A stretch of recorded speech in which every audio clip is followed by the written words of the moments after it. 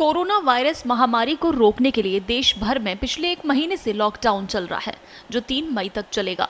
इस बीच गृह मंत्रालय ने एक बड़ा और अहम आदेश जारी किया है।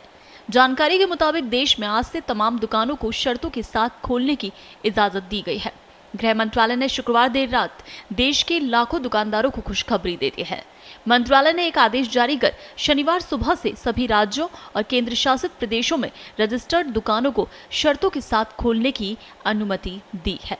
दुकानों में सिर्फ 50% स्टाफ ही काम कर सकेगा।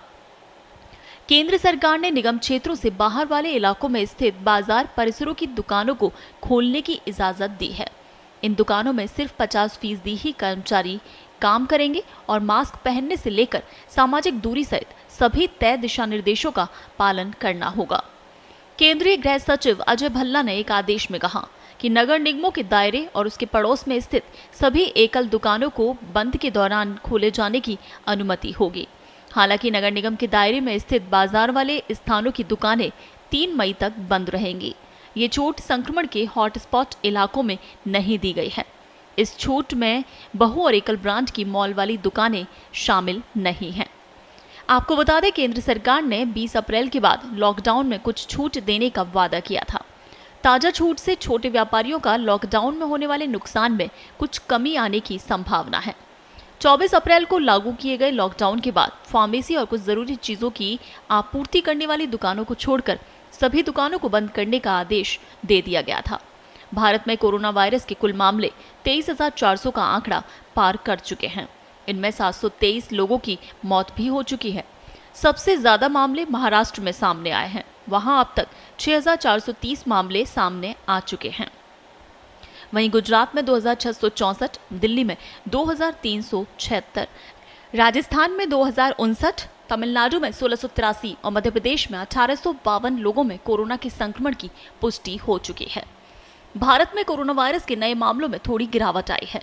बीते 24 घंटे के दौरान कुल 1,433 मामले दर्ज किए गए। इससे एक दिन पहले ये आंकड़ा 1,755 था।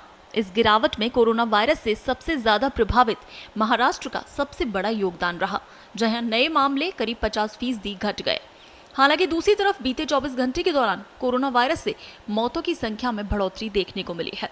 इस दरमियान वायरस ने 54 लोगों की जान ले ली, जो एक नया रिकॉर्ड है। इसके साथ ही देश में कोरोना वायरस संक्रमण के कुल मामलों का आंकड़ा करीब 25,000 हो गया है। इससे अब तक कुल 780 मौतें हो चुकी हैं।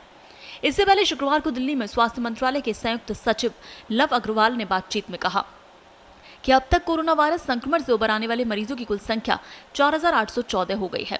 उन्होंने ये भी बताया कि पिछले 28 दिनों में देश के 15 और जिलों में कोरोना वायरस संक्रमण का कोई नया मामला सामने नहीं आया है, जबकि 80 जिले ऐसे हैं जिनमें पिछले 14 दिनों में कोई नया मामला देखने को नहीं मिला है। इस दौरान गृह मंत्रालय की ओर से बताया गया कि देश के सभी राज्यों को दिशा निर्देशों को स्पष्ट करते हुए एक पत्र में लिखा गया है। इस पत्र में कहा गया है कि किसी भी फैक्ट्री में अगर कोई व्यक्ति कोरोना पॉजिटिव पाया जाता है तो उसके मालिक पर FIR दर्ज नहीं की जाएगी। राज्यों से ये भी कहा गया है कि कोरोना हॉटस्पॉट के अलावा अन्य क्षेत्रों में लोगों को छूट दी गई है, लेकिन छूट के दौरान नियमों का सख्ती से पालन होना चाहिए।